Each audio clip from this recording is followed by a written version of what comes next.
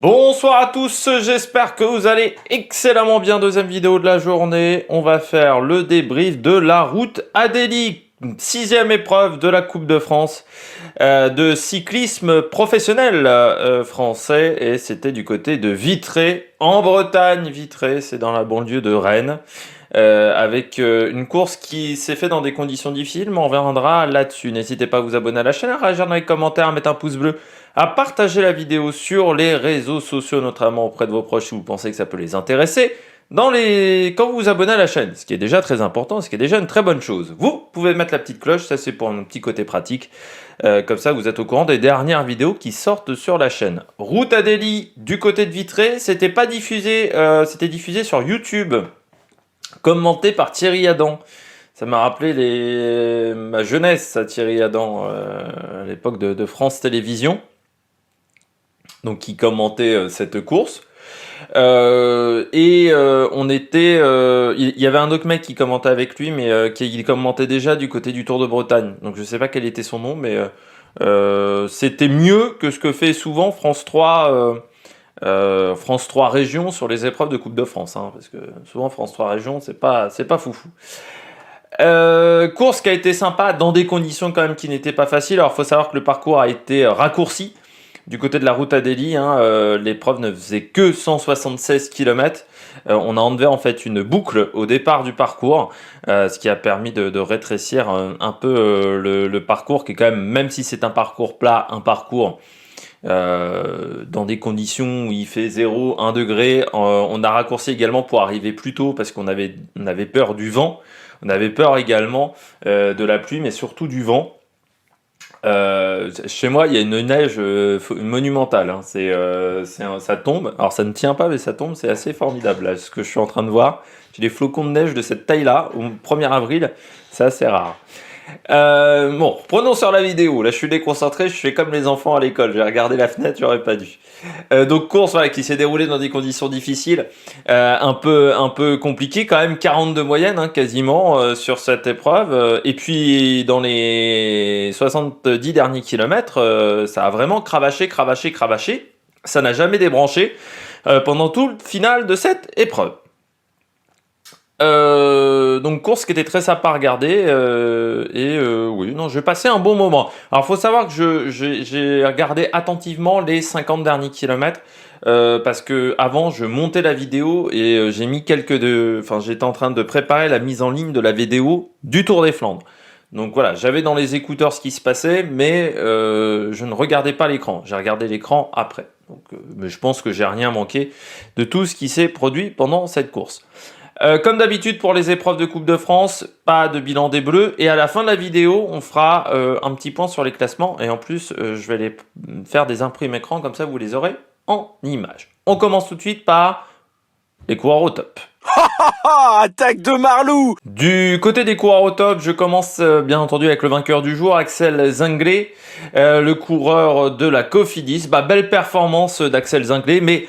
Et il avait déjà fait une sacrée course du côté de la route Tourangelle où Cofidis avait déjà été très présent à l'avant de la course, hein. C'est vrai que Cofidis avait fait déjà un bon numéro. Et bien là, ça a été encore le cas avec un énorme travail de la Cofidis. Que ça soit Benjamin Thomas, Anthony Perez, Eddy Finet également en début de journée. La Cofidis a fait vraiment le job aujourd'hui. L'idée était de récupérer des points UCI du côté de la Cofidis. Eh bien, c'est chose faite avec deux coureurs dans le top 5, Anthony Perez et Axel Zinglet. Il y avait également l'objectif, je pense, de prendre également des points sur la Coupe de France, notamment du côté du classement équipe. Mais on reviendra là-dessus. Et puis un Axel Zinglet qui est en forme, hein, on l'avait vu sur la route Tourangelle. Il avait fait un sacré numéro pour aider Brian Cocard dans le final de la course, dans le petit groupe à 6. Et là, ça a été un petit peu la même chose. Au départ, voilà, il y a le groupe qui casse. Et puis il a réussi à recréer une cassure dans le final avec notamment Valentin Ferron, Kevin Vauquelin et Dorian Godon. Donc belle performance de la part de Axel. Enfin c'était Ferron et Vauquelin, Godon est arrivé dans le dernier kilomètre.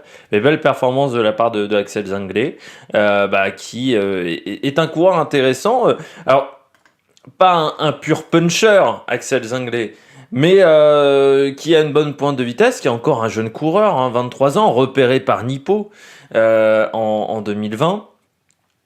Qui ensuite s'est entraîné également chez Cofidis. Et là, c'est véritablement sa première saison chez les professionnels. Mais on voit que les équipes françaises, depuis le début de saison, hein, Sandy Dujardin également, on a eu le nez creux. Hein. Et que, je dirais, les Français, on a une petite génération de Français là, qui ont 23-24 ans, qui est pas mauvaise, parce que n'oublions pas également Hugo Page, du côté d'Intermarché, qui je trouve est quand même assez souvent à l'attaque dans les épreuves de Coupe de France. Donc oh là là, bonne course de la part de Axel Zinglet. Il sera sur le circuit de la Sarthe que je vais essayer de débriefer donc, le 5 avril. Et puis également sur Paris-Camembert avant d'aller sur la Flèche Wallonne, qui sera son premier test sur une ardennaise. Pas toujours facile. Et puis il continuera. Il est prévu qu'il fasse le Tour du Limousin. Je pense que c'est un coureur qui va être intéressant sur le Tour du Limousin. Et puis le Tour de Suisse. Ça devrait être un peu plus compliqué sur le Tour de Suisse. Mais on a vu encore une fois un gros travail de la Cofidis. Benjamin Thomas. À un moment, ils avaient même oublié Brian Cocard. Tellement ils étaient sortis forts. Brian Cocard, il est revenu avec les Arkea qui s'étaient fait avoir au départ, mais commençaient à revenir. Et au final, bien fait pour eux, parce que Vauquelin fait quand même 4e. Donc ils ont bien fait de retenter le coup en contre. Mais voilà, belle course de la part d'Axel Zinglet. Et puis encore une fois, ça récompense tout le travail de la Cofidis aujourd'hui, qui a été vraiment omniprésent dans le coup de bordure à 30 bornes de l'arrivée, puis ensuite dans les différentes cassures qu'il y a pu y avoir dans ce dernier tour de course. On poursuit avec la Lotto Kernaos et surtout un coureur, Joshua Huppert, de la Lotto Kernaos. Alors la Lotto Kernaos qui est une équipe allemande de 3e division. Souvent les équipes allemandes de Continental sont plutôt très bien préparées. C'est des équipes qui savent faire le job, qui sont, je dirais, un peu meilleures que nos équipes continentales à nous, c'est-à-dire peut-être un peu plus professionnelles, ou qui ont un peu plus l'habitude du professionnalisme, parce que souvent ce sont des équipes assez anciennes. Et la Lotto Kernaos, qui a fait du bon boulot, notamment pour Joshua Huppert, qui finit dans le top 10 de cette course, ce qui est bien quand on va à l'étranger. Mais ils avaient également Jan Huger, plutôt, parce qu'on est en allemand, qui a fini à 23e, qui était dans la première cassure. Il n'était que 5 au départ et 2 dans la bonne cassure. Donc vraiment, belle performance du côté de la Lotto Kernaos. Au départ, pour tout vous dire, donc je vois la course à 50 bornes de l'arrivée, qui était sur YouTube. Et j'avais pas regardé la start list au départ de la course. Je savais juste qu'il y avait des marges, je savais les grands noms, mais j'avais pas regardé attentivement la start list. Et là, je vois un maillot, je me dis, non, c'est quand même pas cette équipe-là. C'est quand même pas l'équipe... hop là, je me suis gouré de cases. C'est quand même pas Novo Nordisk. Parce que le maillot, je peux vous dire, il y a une petite ressemblance, parce que c'est un maillot noir mais avec une bande jaune. Je me suis dit, non, c'est quand même pas Novo Nordisk qui arrive à faire un bon coup. Et non, c'était pas Novo Nordisk, c'était Lotto Kernaos. J'ai eu presque peur à un moment que c'était Novo Nordisk. C'est savoir que s'il y a bien une équipe que je trouve qui a peu d'intérêt, c'est Novo Nordisk. Non, en fait, je n'aime pas la Quick Step. Oh, j'ai été démasqué, nom de Dieu. Mais du côté de la Lotto Kernaos, donc Joshua Huppert, oui, c'est du bon boulot parce que coureur... alors c'est le gros problème de certains coureurs allemands. C'est de rester en 3e division quasiment toute leur carrière. C'est un truc qu'on a un peu en France, mais pas énormément quand même.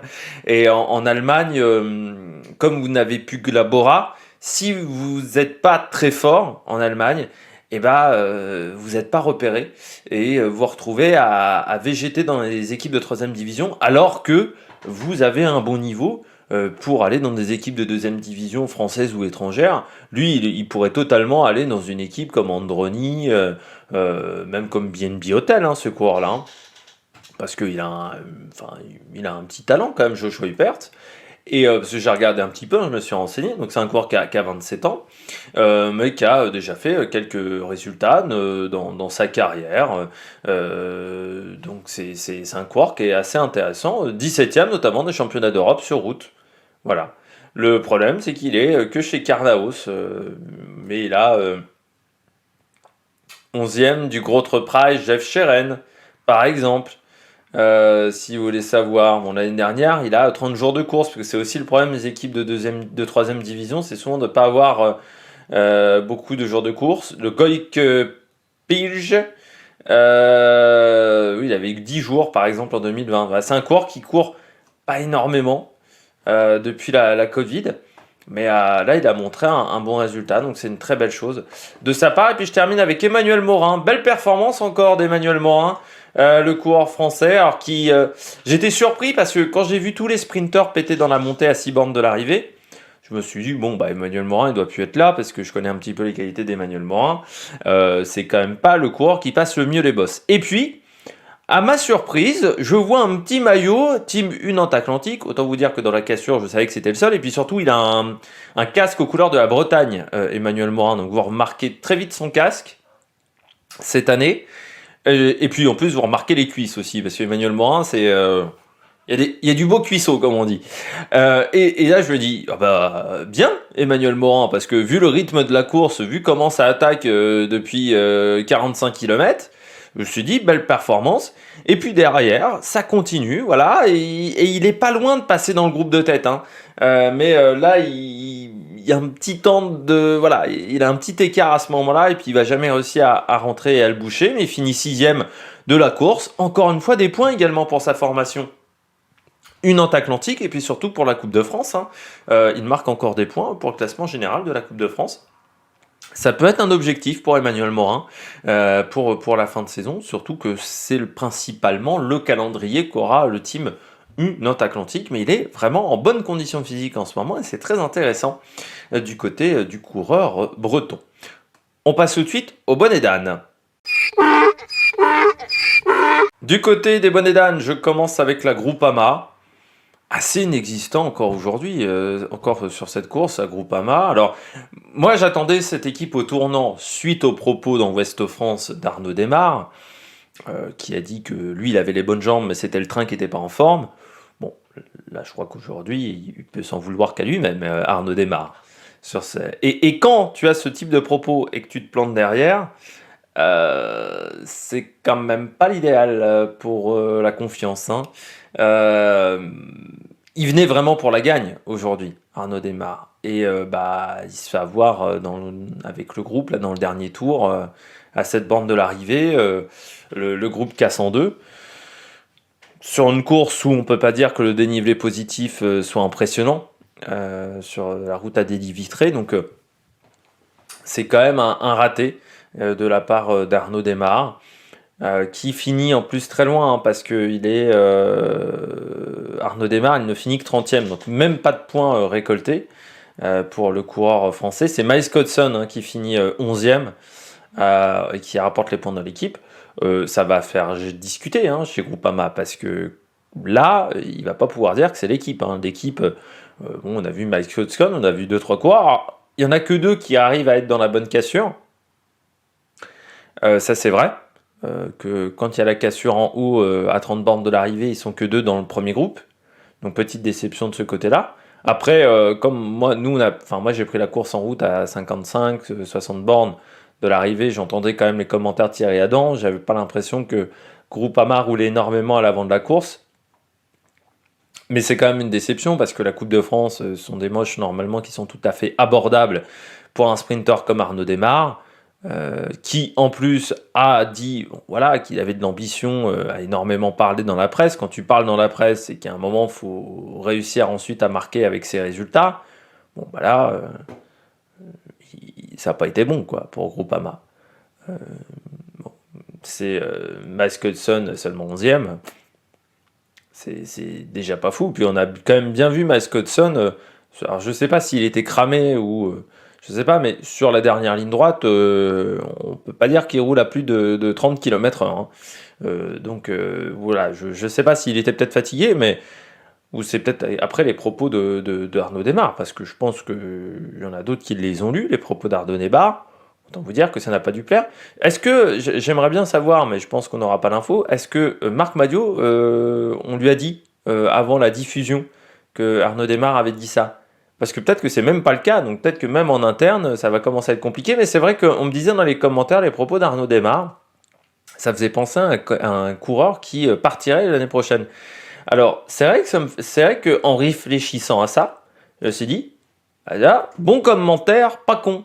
Voilà, pas con, parce que c'est vrai que c'est un peu les propos d'un mec qui partirait, et pourtant, il a un contrat jusqu'en 2023, Arnaud Démare. Après, bon, il va avoir... donc en 2023, il aura 32 ans. Changer d'équipe pourrait être une bonne idée, hein, pour Arnaud Démare. Mais bon, c'est quand même fou, c'est que l'année 2020 est fantastique pour lui. Et on a l'impression que cette année 2020 n'a jamais existé, quasiment, quand tu vois la mauvaise année, enfin l'année 2021 qui est vraiment pas folle. Et puis, parce qu'à part les boucles de la Mayenne, il n'y a pas grand-chose. Et puis l'année 2022, pour l'instant, ne démarre pas au niveau des sprints extrêmement bien. Il fait un très bon Milan-San Remo. Gand et Bruges, il a été bon également. Mais sur les sprints, il a toujours été un ton en dessous des autres leaders. Et là, sur la route à Delhi, ça ne s'est pas du tout bien passé. Alors, il faut savoir qu'il sera présent sur Paris-Roubaix. Et puis, je rappelle toujours le Giro d'Italie qui est prévu pour Arnaud Démare. Mais c'est quand même inquiétant parce que la situation où il y a un vrai manque de confiance pour le coureur français. Venturini. J'attendais pas grand-chose de Marc Sarrault, étant donné qu'il avait été forfait lors de la route Tourangelle. Et puis que je pensais que le parcours, la petite bosse, lui comptait peut-être pas forcément.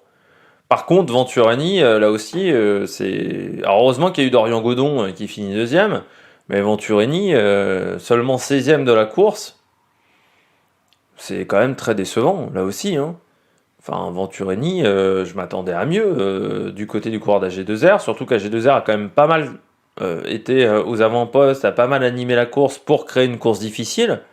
Je pensais que Clément Venturini passerait. Eh ben non, il n'a pas réussi à passer. Et là aussi, je regardais Clément Venturini, il y a eu un bon Tour de France en 2020. Et puis sinon, chez AG2R, c'est pas foufou au niveau des résultats, hein. Donc ça serait bien aussi peut-être de retrouver des bonnes jambes, parce que c'était quand même un coureur qui a fait deuxième de la route Tourangelle en 2015, deuxième de la route à Delhi en 2016, vainqueur des 4 jours de Dunkerque en 2017, tout ça chez Cofidis, mais chez AG2R, à part le Tour de France 2020, il n'y a pas grand-chose à se mettre sous la dent pour le coureur français. Absent, sur la Vuelta l'année dernière, ça n'avait pas été bon du tout. Ouais.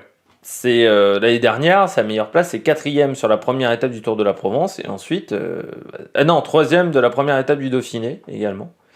C'est vrai que je m'en souviens en plus, l'étape du Dauphiné qui avait été assez folle, il était 2e du sprint derrière Colbrelli. Mais oui, il n'y a pas de grands résultats depuis quelques temps, je dirais, pour Venturini, donc ça serait bien également de se remettre dans le droit chemin, dans le beau chemin. Et puis BNB Hotel, bon, que dire de BNB Hotel s'ils sont même pas capables d'être performants sur les épreuves françaises. Heureusement qu'il y a eu Heidemann qui était dans l'échappée quand même, enfin qui était dans le premier groupe. Pierre Barbier 65e, alors encore une fois, je vais me répéter avec Pierre Barbier, dès que c'est dur, il est plus là. Là, il y avait un petit peu de vent, alors c'était même pas hyper dur hein, non plus, faut relativiser, on n'était pas sur un niveau World Tour, mais il disparaît complètement dès qu'il y a un petit peu de difficulté. Donc ça a été le cas de Pierre Barbier, complètement absent. Il faisait partie quand même des coureurs qu'on attendait à l'arrivée. Bon, au moins dans le groupe à 30 secondes, quoi. Oui, c'est vrai que les sprinters ont pété, pour la plupart dans la dernière bosse, mais dans le groupe à 30 secondes, il était déjà pas là. De toute manière, BNB Hotel, ils se sont fait complètement avoir. En même temps, quand tu vois quand même la start list de BNB Hotel, tu te dis, bon, je sais pas s'il y a beaucoup de coureurs malades chez BNB Hotel, mais c'est pas la start list de l'année, quoi. Très clairement. Parce que on emmène Cyril Gauthier, Pierre Rolland, Adrien Lagré, Raphaël Parisella. C'est pas la course de l'année, hein, on sent, pour BNB Hotel. Le problème, c'est que s'ils étaient performants sur les courses World Tour, je dirais, ok, d'accord, qu'ils se désintéressent parce qu'ils n'ont pas un effectif aussi important que d'autres équipes, mais ils sont pas non plus présents sur les épreuves World Tour. Ils étaient à travers les Flandres, on les a pas vus de la course à travers les Flandres. Donc ils sont à la fois inexistant sur les World Tour, à la fois inexistant sur les épreuves, je dirais, de deuxième division, troisième division. À un moment, ils font quoi chez BNB Hotel en termes de résultats? C'est quand même une équipe qui existe depuis 2018, je crois, de tête, 2017, 2018, BNB Hotel. Il y a quoi comme résultat notable chez BNB Hotel? Rien. Ça fait depuis 5 ans qu'il n'y a pas de résultat notable. Alors au départ, on se disait, oui, le collectif est pas énorme, il n'y a que Brian Cocard. Bon, ok. Derrière, on a créé un vrai train pour Brian Cocard. Alors je disais, ah bah c'est peut-être Brian Cocard qui n'arrive pas à suivre son train, parce qu'on lui a mis quand même des mecs un peu de qualité avec lui, notamment des Buchequereux. Bon. Alors il y a eu Quentin Paché et Franck Bonamour, mais sur des places d'honneur, pas sur des victoires non plus. Et puis Brian Cocard se barre de l'équipe, et il n'a jamais aussi bien marché que depuis l'époque Europcar. Brian Cocard, là, ça montre bien que chez BNB Hotel, il doit y avoir un problème au moment au niveau du staff. Mais en même temps, quand tu regardes le staff de BNB Hotel, ce sont pas des mecs qu'on la gagne en eux. Je veux pas être méchant, mais bon, Jérôme Pinault, en tant que manager général, bon, il a fait que BNB Hotel, pour le moment, c'est pas foufou. Didier Rousse, chez Cofidis, c'était à une époque où Cofidis n'était pas vraiment en réussite. Jimmy Angoulevent, bah, à l'époque où il était chez Europcar, on n'était pas vraiment non plus en grande réussite.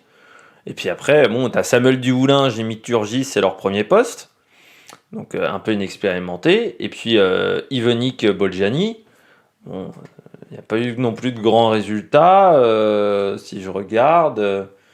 Oui, parce qu'il a fait que cette formation-là non plus, hein, donc Yvenik Bolgiani.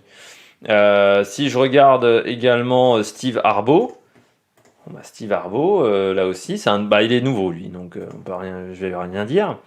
Et Gilles Pochard, je crois qu'il a fait cette équipe-là. Non, il a fait Sorso Jason. Sorso Jason à une époque où c'était pas foufou. C'était